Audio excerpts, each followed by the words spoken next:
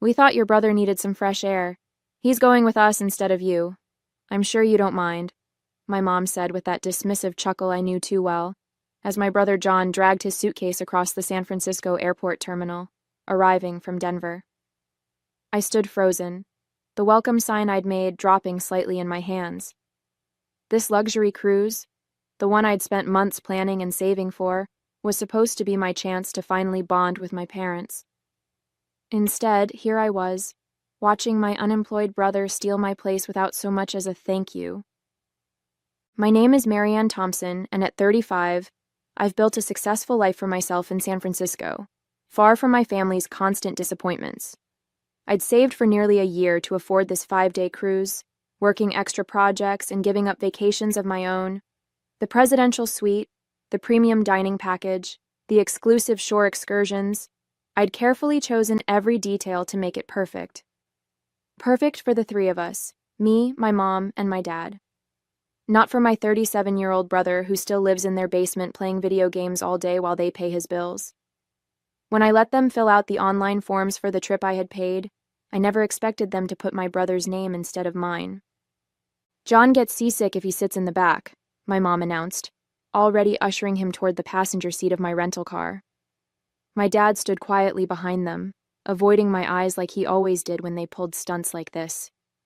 I watched as John sprawled out in what should have been my seat, immediately pulling out his phone to check his gaming notifications. The cruise documents in my bag suddenly felt heavy, all those carefully planned dinner reservations and excursions I'd booked, now useless. "The cruise line needs advance notice for passenger changes," I said quietly, knowing it wouldn't matter. My mom waved her hand dismissively. "Oh, we already took care of that weeks ago. We just transferred your spot to John's name. The resort confirmed everything yesterday." The casual way she said it, like replacing me was the most natural thing in the world, made my stomach twist. I gripped my car keys tighter, feeling the metal bite into my palm as I forced myself to smile. Some part of me knew, standing there in that crowded airport terminal, that this moment would change everything. The happy families rushing past us, the excited chatter of vacation goers, it all felt like a cruel mockery of what this trip was supposed to be. As I loaded their luggage into the trunk, I could hear my mom already telling John about the spa treatments I'd booked for what was supposed to be our mother-daughter day at sea. The drive to the port felt like watching a movie of my life on repeat. Every mile marker brought back another memory of being pushed aside for John. Growing up in Denver, our roles were clearly defined. John was the one who needed support, while I was the one who could handle things on my own. When I got a full scholarship to college in San Francisco, my parents barely acknowledged it because they were too busy consoling John about his latest failed job interview. When I landed my first executive position, my mom's only response was to ask if I could send more money to help with John's gaming equipment. I'd tried everything to win their approval. Every achievement, every milestone was another attempt to prove I was worth their attention. My apartment in San Francisco's Pacific Heights, the one I'd worked 60-hour weeks to afford, sat empty more weekends than not because I was always flying back to Denver, trying to be there for family dinners that inevitably turned into celebrations of John's latest non-accomplishment. "Your brother's thinking about maybe taking some online classes," my mom would gush, while my recent promotion went unmentioned.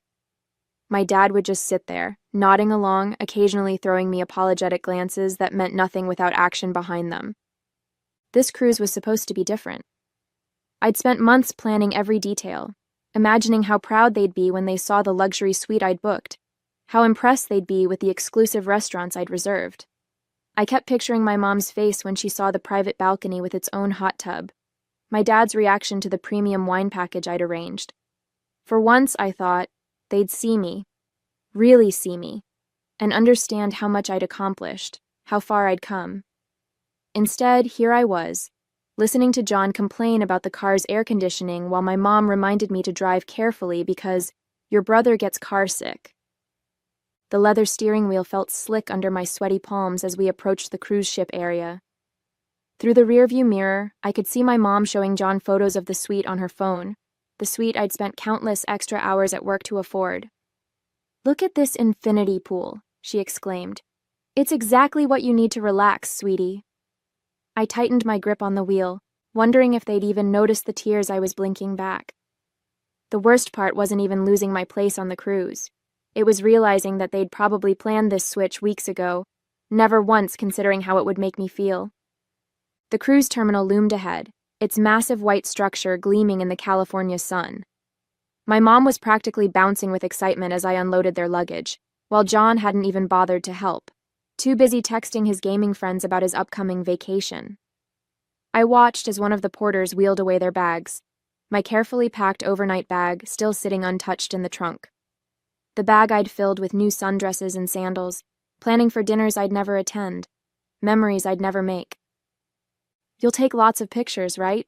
I heard myself asking, my voice sounding hollow even to my own ears.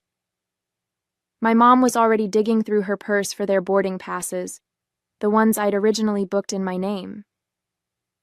"Oh, of course, we'll show you everything when we get back," she replied, not even looking up. My dad at least had the decency to look uncomfortable, shifting his weight from foot to foot as he stood there.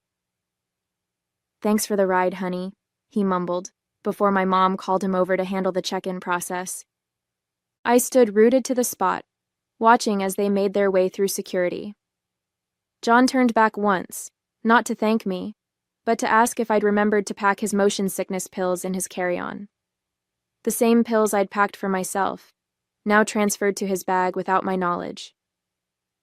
Through the terminal windows, I could see the massive cruise ship, its pristine white hull stretching toward the sky. The ship I'd spent months researching, reading every review, studying deck plans late into the night to pick the perfect suite location. As they disappeared into the terminal, I felt something inside me shift. Years of swallowed hurt, of pushed-down anger, of trying to be the good daughter who never complained. It all crystallized into a single clear thought. I was done. Done trying to prove my worth to people who would never see it. Done competing with a brother who didn't even have to try. Done being the afterthought in my own family. Getting back into my rental car, I made a decision that would change everything. If my family wanted to act like I didn't exist, I would finally give them what they wanted. Complete silence. No calls, no texts, no emails. Let them have their cruise. It would be the last thing they ever got from me. As I pulled away from the terminal, I could see them in my rearview mirror, already laughing and chatting as they headed toward their vacation. My vacation. But for the first time in my life, their happiness didn't make me feel small. Instead, it made me feel powerful. Because I knew something they didn't. This was the last time they would ever take me for granted. The first call from my mom came just hours after they set sail. "The suite is gorgeous, honey. John just loves the private balcony. You should see how relaxed he looks already." Her voicemail was full of details about how much my brother was enjoying the amenities I'd paid for. I deleted it without responding. The second call came during their first dinner at the upscale steakhouse I'd reserved months in advance. "The Wagyu beef is amazing. Your brother says it's the best meal he's ever had." Delete. By day 3 of their cruise, my mom's messages had taken on a slightly confused tone. "Marianne, why aren't you answering? We sent you some photos of the spa day. The massage therapist said it was just what John needed for his gaming-related back pain." My dad left one awkward voicemail, mostly filled with uncomfortable pauses, and a half-hearted, "Hope you're doing well." John predictably didn't bother to call at all. I imagined him sprawled on the balcony lounger I'd picked out, probably complaining about the ocean being too loud while he played games on his phone. I threw myself into work that week, staying late at the office, taking on extra projects, anything to keep my mind off what was happening on that ship. But every ping of my phone, every new voicemail notification, sent a fresh wave of anger through me. The photos they kept sending were the worst. My brother posing in front of the infinity pool I'd dreamed of swimming in. My parents beaming at the candlelit dinner I'd planned as a special moment with them. Each image was like a knife twisting in my gut, but it also strengthened my resolve. "Sweetie, we're back home now," my mom's latest voicemail chirped. "John had such a wonderful time. It was exactly what he needed. We have so many stories to tell you. Call us back." I stared at my phone, remembering all the times I'd rushed to return their calls, desperate for their approval. Not this time. This time, their calls would go unanswered, their messages unread. As I blocked their numbers one by one, I felt a strange mix of grief and liberation. The daughter they took for granted, the one who always answered, always showed up, always tried to please them, she was gone. In her place was someone new, someone who finally understood her own worth.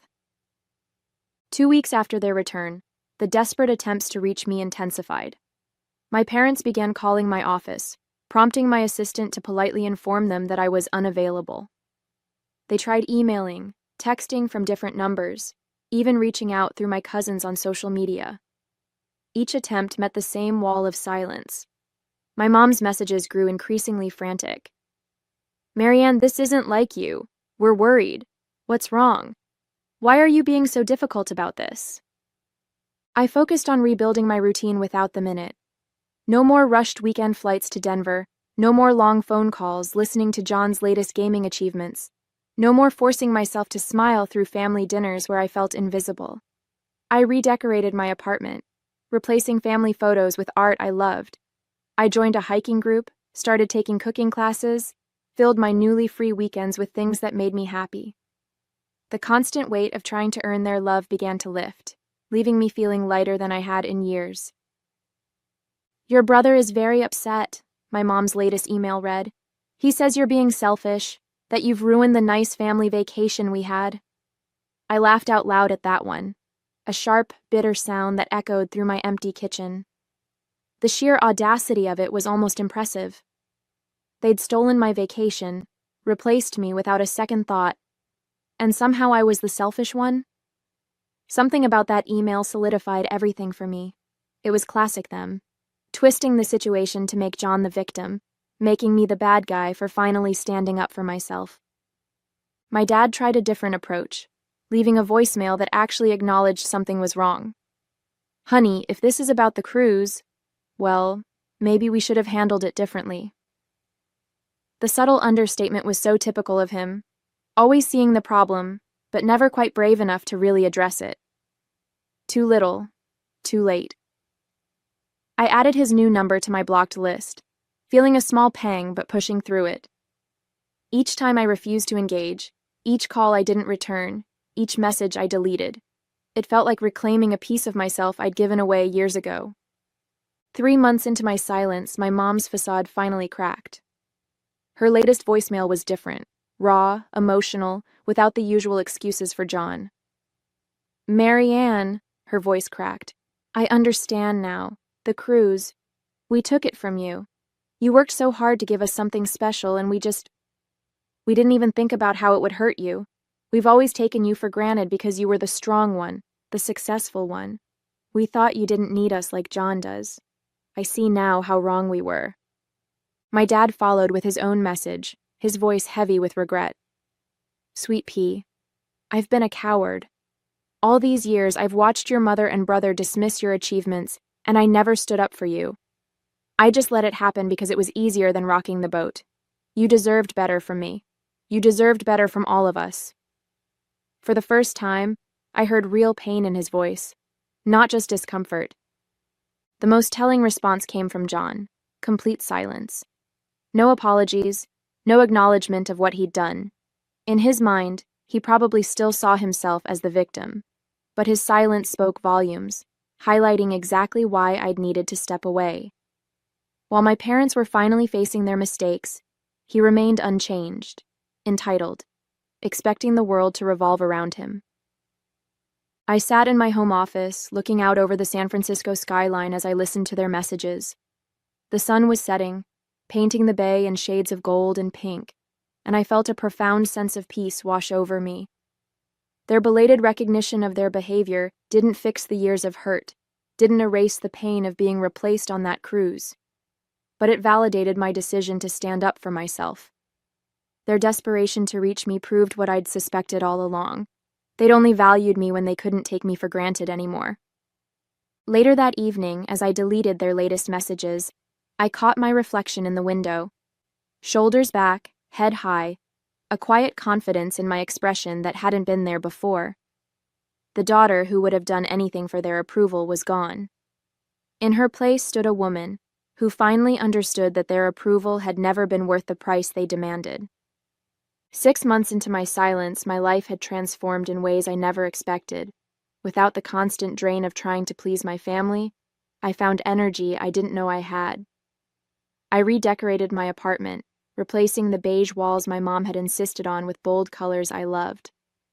The formal living room furniture that had sat unused, bought because my mom said it made me look established, was donated and replaced with comfortable pieces that actually fit my style.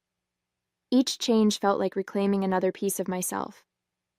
My weekends, once devoted to exhausting flights to Denver and endless family obligations, became mine again.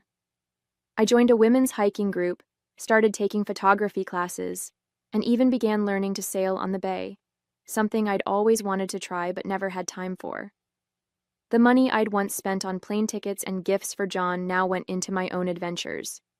I started a travel fund, planning trips for myself instead of expensive presents for others who didn't appreciate them. Work changed too. Without the constant interruptions from my mom's dramatic calls about John's latest crisis, I found myself more focused, more creative. I got another promotion, this time allowing myself to really celebrate it instead of downplaying it to avoid making my brother feel bad. My colleagues noticed the change in me, commented on my newfound confidence, the way I spoke up more in meetings, how I seemed more present and engaged. The hardest part wasn't the silence itself. It was handling the waves of guilt that sometimes crashed over me late at night.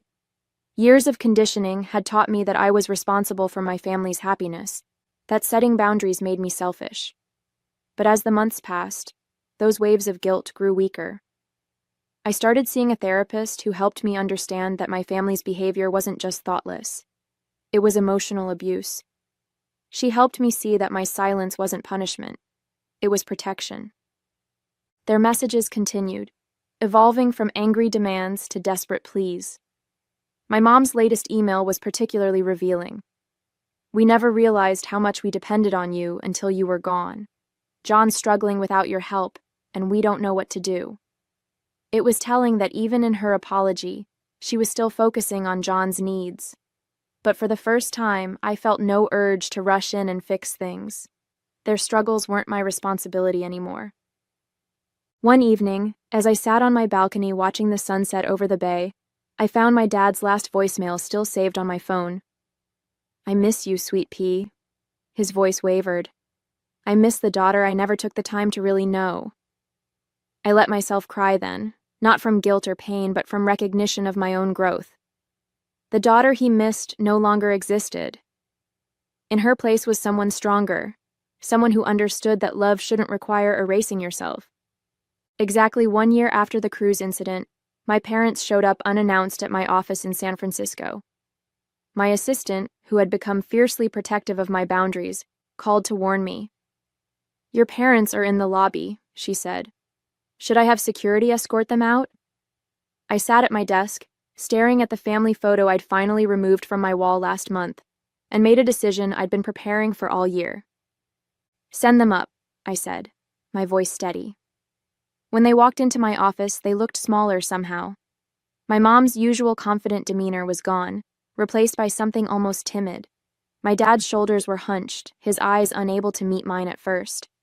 The silence stretched between us until my mom finally spoke, her voice breaking. "We sold the house," she said.